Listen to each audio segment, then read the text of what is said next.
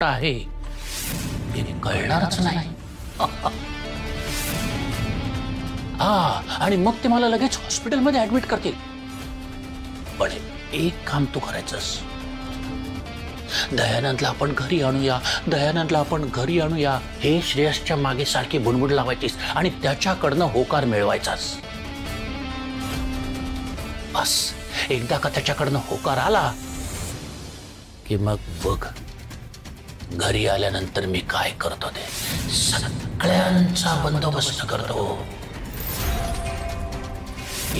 गाव 2 तुकडे.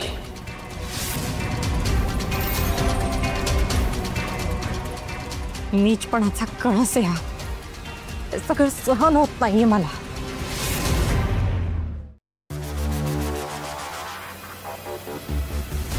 ती तारा उरावर नाचते माझ्या, त्याचं काय? तुम्ही दिलेला प्लॅन सगळा फसला. उद्या सगळे पुरावे दिले ना तर माझ्या जीवावर बेतेल. रस्त्यावर याची पाळी येईल आपल्याला.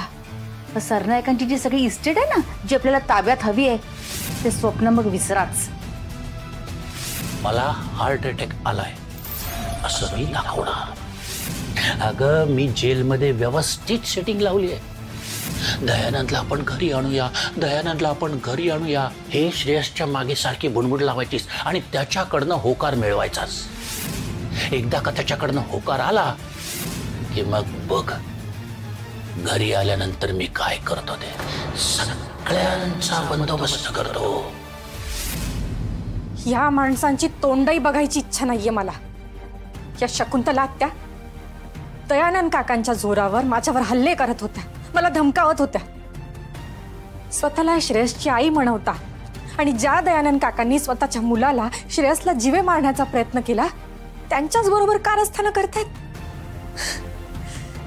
श्रेयसला जर हे कळलं ना तर यांना जागेवर तर ठेवणारच नाही, पण किती हर्ट होईल त्याला की माझे आई बाप हे असे.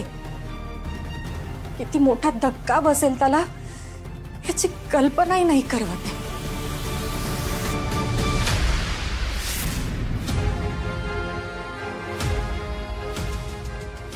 थांबा भाऊजी,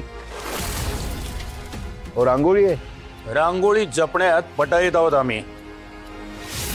शकुनी रांगोळी रेखायची आणि आम्ही कुंकवाचा मानाचा टिळा भरायचा, ही आमच्या घराण्याची रीत आहे.